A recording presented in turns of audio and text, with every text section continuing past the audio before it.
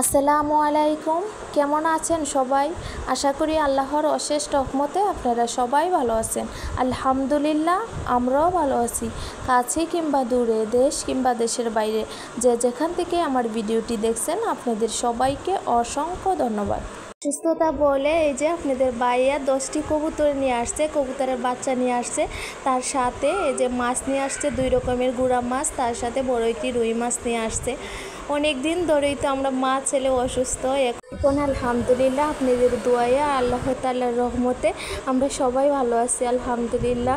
আর সবাই আমাদের জন্য দোয়া করেছেন, আপনাদের সবার কাছে আমার কৃতজ্ঞতা, আমার মন থেকে আপনাদের প্রতি ভালোবাসা দোয়া রইল।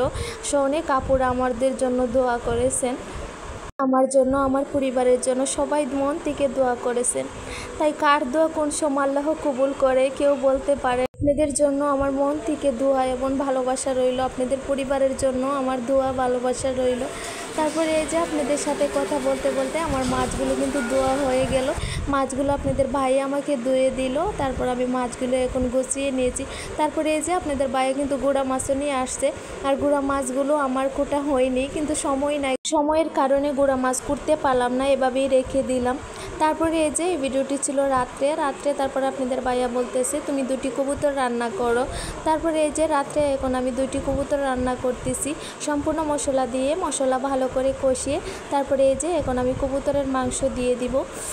অনেক দিন অসুস্থতার কারণে শরীরটা একদম দুর্বল হয়ে গেছে, কি বলবো, মানে বয়সও দিতে পারি না। কালকে আমার বয়স শুনে আমার অনেক আপুরা বলতেছেন যে তুমি এখনও ভালো করে সুস্থ হও, বয়স শুনে বোঝা যাচ্ছে তুমি এখনও সুস্থ হওনি। দেখেন আমার আপুরা কত ভালো, আর আমার আপুরা আমার বয়স শুনে আমার মন মানসিকতার কথা, আমি ভালো আছি কি না সুস্থ আছি সব কিছু জানেন। দেখেন এত ভালোবাসার আপুরা পেয়েছি, আমি কি বলবো। আমরা কোনো দিন কাউকে দেখিনি, কোনো দিন ফোনে কথা হয়নি, তবু যে আমাদের একজনের প্রতি একজনের এত ভালোবাসা। আমরা অসুস্থ কি না খোঁজখবর নিতেছেন, আমি এখনো সুস্থ কি না জানতে চাইতেছেন। কি বলবো, আপনাদের প্রতি আমার অনেক অনেক ভালোবাসা। আমি অনেক মিষ্টি আপু পেয়েছি, আমার অনেক মিষ্টি এত ভালোবাসার আপুরা পেয়েছি, কি বলবো। তারপরে এই যে আপনাদের সাথে কথা বলতে বলতে আবার চলে আসলাম পরের দিন দুপুরে। রাত্রে তো কবুতর রান্না করলাম, তারপর খাওয়া দাওয়া হলো। তারপরে এই যে এখন আজকে দুপুরে রান্না করছি যা তা আপনাদের সাথে এখন শেয়ার করতেছি। তারপরে এই যে শুক্রবারের দিনের রান্না আজকে আমার। তারপরে এই যে এখানে আমি গরু মাংস রান্না করতেছি আলু দিয়ে, তার সাথে আলু কুচি করে গুঁড়া মাছ একটু চচ্চড়ি করব, তাই এই যে আলুগুলো আমি কষিয়ে উপরে এই যে গুঁড়া মাছ দিয়ে দিলাম। প্লিজ আমার এই ভিডিওটি যদি ভালো লাগে একটি লাইক দিয়ে দিবেন, আর এখনও যারা আমার চ্যানেলটি সাবস্ক্রাইব করেননি প্লিজ আমার চ্যানেলটি সাবস্ক্রাইব করে দিবেন, আর যারা অলরেডি করে নিয়েছেন আপনাদের সবাইকে অসংখ্য ধন্যবাদ। এই যে আলু মাংস আমার কষানো কিন্তু হয়ে গেল, এখন আমি ঝোলের পানি দিয়ে দিব। আর আজ গরুর মাংসটা একটু ঝুল ঝুল করেই রান্না করব, কারণ আজকে আমার ঝুল খেতে খুবই ইচ্ছে করতেছে, ঝুল ঝুল তরকারি। তাই এই যে মাংসর তরকারিতে একটু ঝোল একটু বেশি দিলাম আজ গরুর মাংসের তরকারিতে।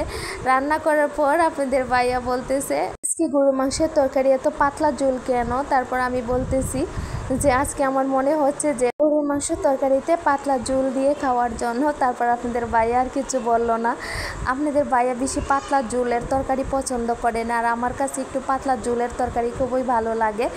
মানে আপনাদের ভাইয়া বেশি পছন্দ করে না, আপনাদের ভাইয়া বোনাটাই বেশি পছন্দ করে, যে কোনো তরকারির বোনা। যাই হোক, অনেক কথা বললাম। তারপর আমাদের দুপুরে রান্না বাড়া খাওয়া দাওয়া হয়ে গেল, তা শেয়ার করা হয়নি। তারপর খাওয়া দাওয়ার পর আমি একটি মেডিসিন খেয়ে নিছি, ডক্টর আমার একটি মেডিসিন দিয়েছিল খাওয়া দাওয়ার পরে, দুপুরের খাওয়া দাওয়ার পরে ওই যে পানি দিয়ে মেডিসিনটা গুলে খাওয়ার জন্য আমি খেয়ে নিয়েছি। তারপরে এখন ছিল এই যে সন্ধ্যায় আজকে লুডুস রান্না করতেছি।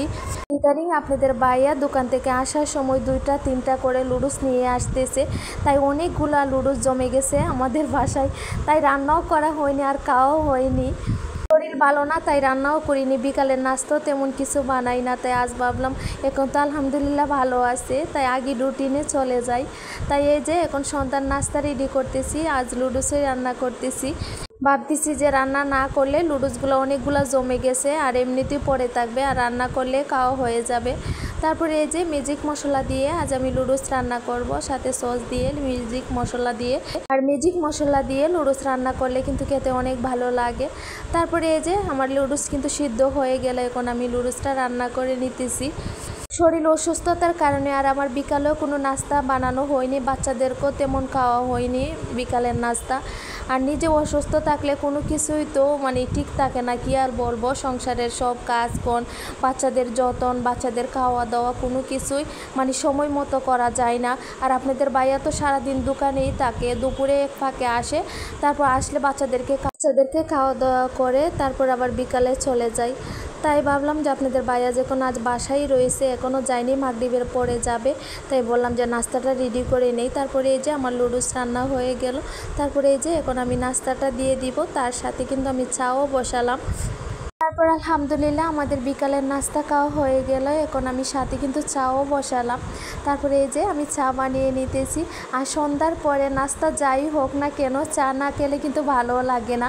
তারপরে এই যে আমার লুডুস খাওয়ার পর আমার চা বানানো হয়ে গেল। সবাই ভালো থাকবেন, সুস্থ থাকবেন। আল্লাহ হাফেজ, আসসালামু আলাইকুম।